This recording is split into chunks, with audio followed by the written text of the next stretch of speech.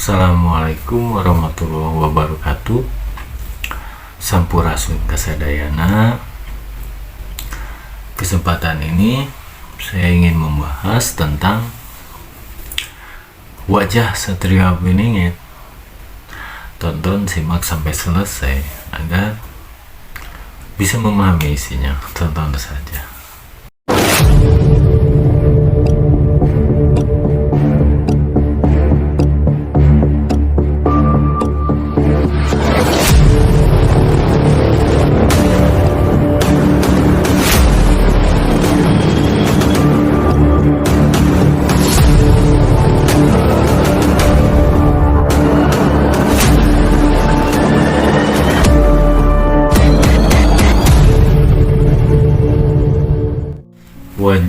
Wajah Satria Beninget. Ini wajah ini kita harus bisa mengartikan.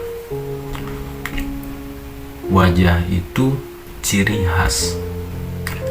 Teman-teman bisa mengenali saya karena wajah saya, gitu kan?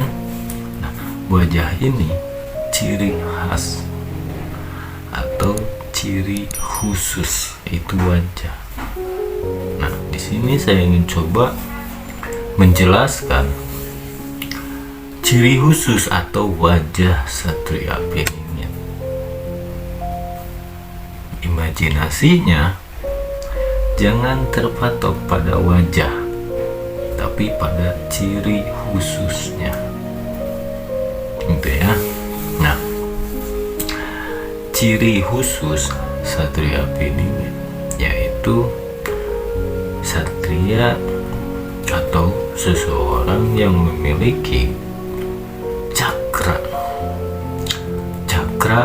panggilingan.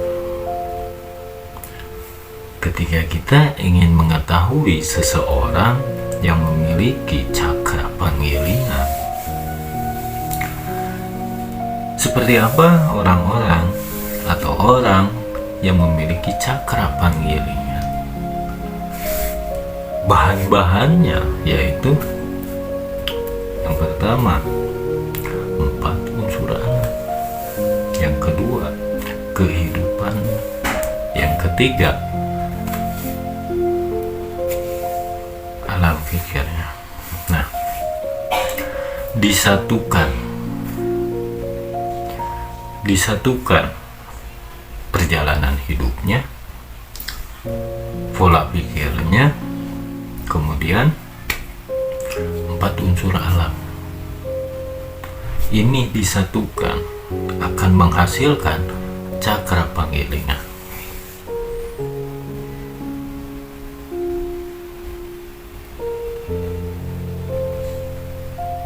Seperti apa contohnya? Contoh bencana. Saya menjelaskan bencana itu. Apa bencana itu ada dalam hayalan kita? Tidak, kan? Bencana itu nyata. Dan bencana itu terjadi atau tidak terjadi itu karena manusia. Berarti karena kehidupan atau pola hidup manusia itu sendiri.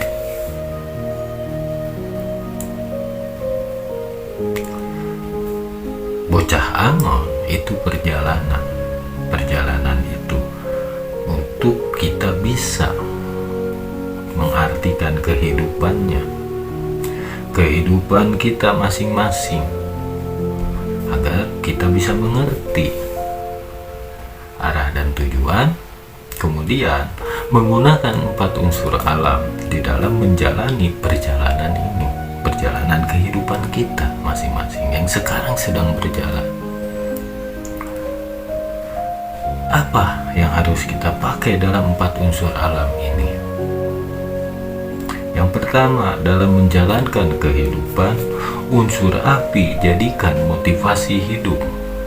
Jangan mengikuti unsur api. Ketika kita kalah dengan unsur api dalam diri kita, kita akan mengikuti hawa nafsu kita. Jadi, jadikan motivasi unsur alam ini dalam kehidupan nyata kita pribadi.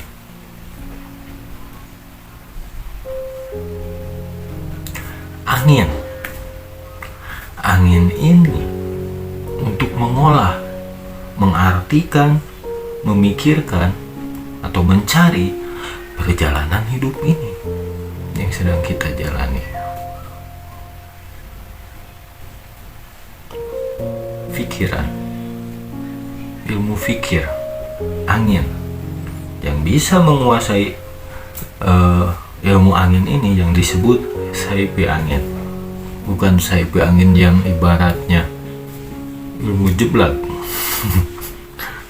atau kesaktian yang bisa terlihat oleh orang-orang awam, tapi saipi angin ini yang bisa melihat seseorang memiliki saipi angin ini, seseorang yang benar-benar memiliki keilmuan yang sangat dalam pola pikirnya, karena saipi angin ini unsur angin, yaitu pola pikir, gaya berpikir kita untuk mempelajari hidup kita masing-masing. Ini air ini kehidupan kita di dalam perjalanan hidup kita, gitu kan? Di dalam perjalanan hidup kita memiliki sumber kehidupan untuk kita, keluarga, dan yang lainnya, atau pribadi kita, gitu kan? Nah, air ini akan tenang jika kita menjalankan sesuai yang ibaratnya diperintahkan atau dijalankan. Itu kan kalau untuk penggunaan sumber kehidupan itu kan diajarkan dalam agama-agama.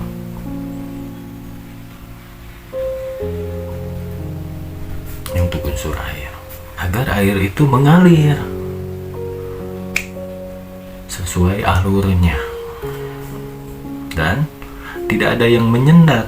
Jika air itu disendat akan membludak. Ini air.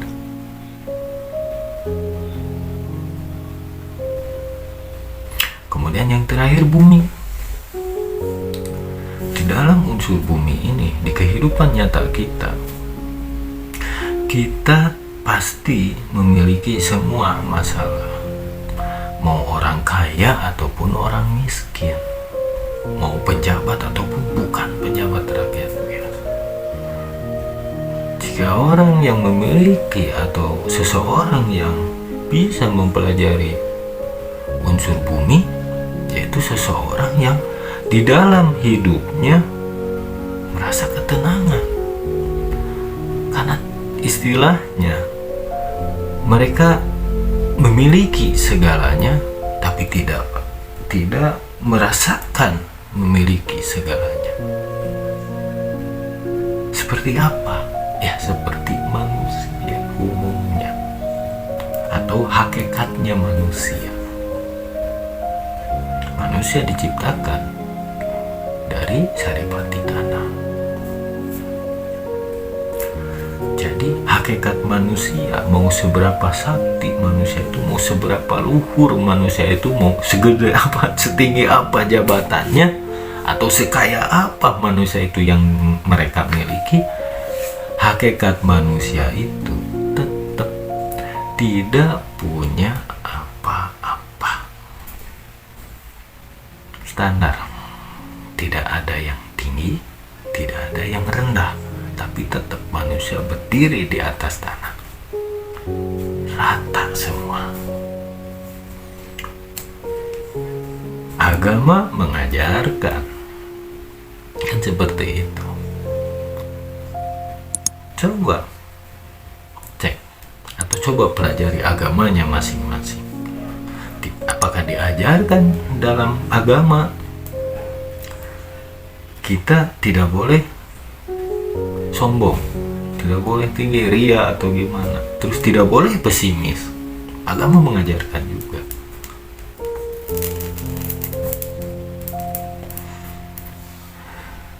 Hidup itu harus standar, Manusia hakikatnya tidak punya apa-apa di dunia ini. Benar, semua hanya titipan. Seperti raga kita ini juga titipan, karena ketika kita meninggal, kita tidak membawa raga yang kita pakai sekarang ini. Raga ini ya sudah, ketika kita meninggal bukan raganya kan, tapi jiwa kita yang akan menanggung semuanya.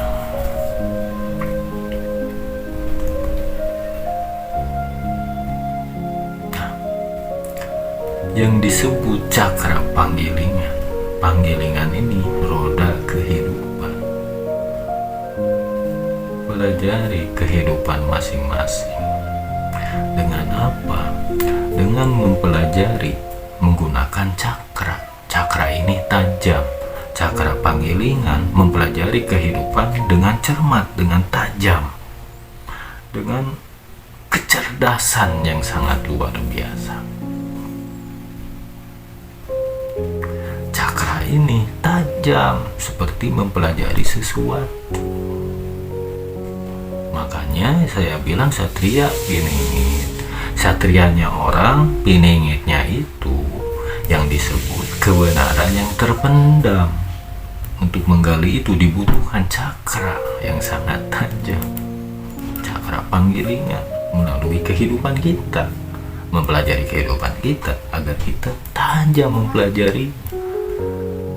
Harus tajam mempelajari ini kehidupan kita agar kita tahu manusia itu seperti apa. Jika kita sudah sampai ke titik nol atau kosong, kekosongan atau suwung, itulah manusia yang tidak memiliki apa-apa. Dan di balik kekosongan itu ada apa? Ada sang penguasa alam semesta yang bisa menggerakkan ini manusia.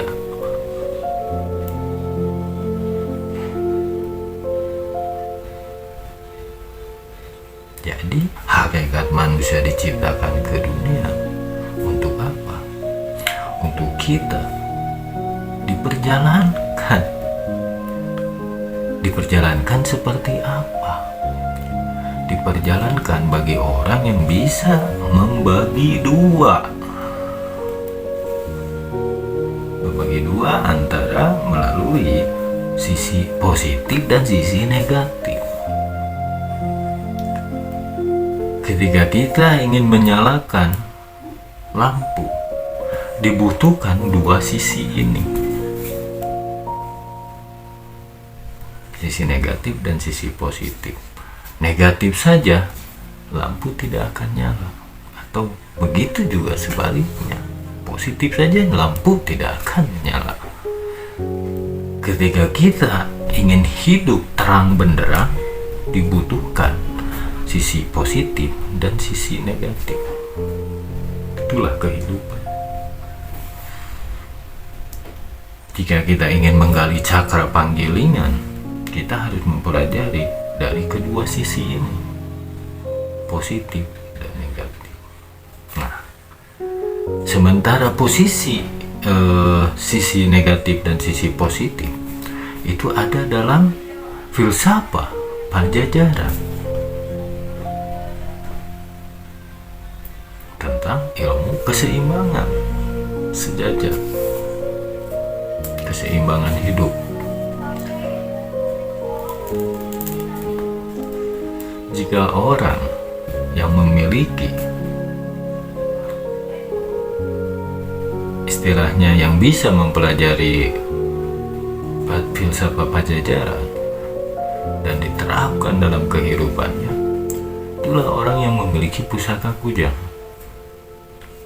Orang-orang yang kukuh akan janjinya, di mana pemimpin itu dibutuhkan orang yang seperti itu. Dibutuhkan orang yang memiliki kujang secara hakikat atau istilahnya energi.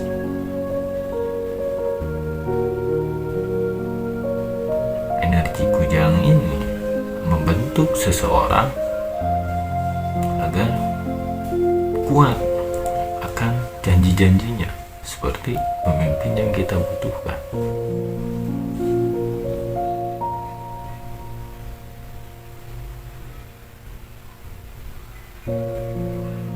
Nah, cakra panggilingan seperti itu.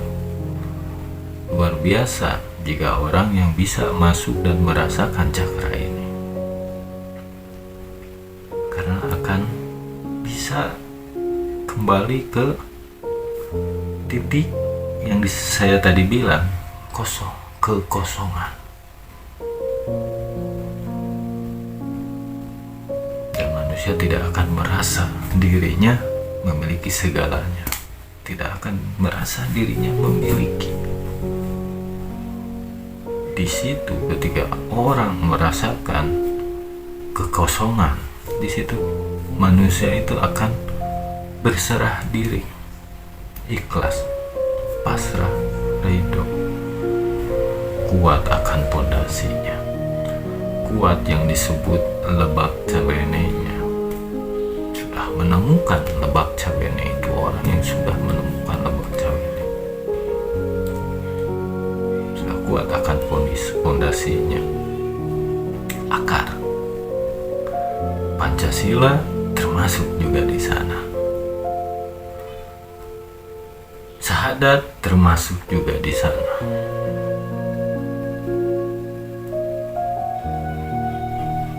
Haji, naik haji termasuk juga di sana. Ini pusat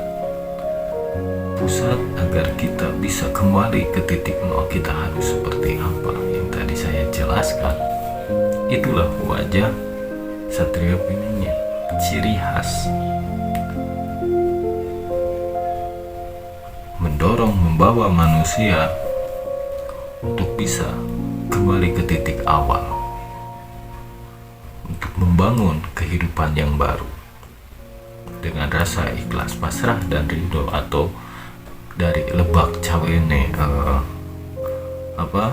pondasi ini membuat pondasi bagi kita semua agar kita mampu berjalan ke depan meski kehidupan ini tidak sesuai yang kita harapkan, tapi kita akan bisa menerima dengan lapang dada dan terjauh dari fitnah-fitnah yang sering kita jalankan dalam keseharian kita. Dan kita akan melihat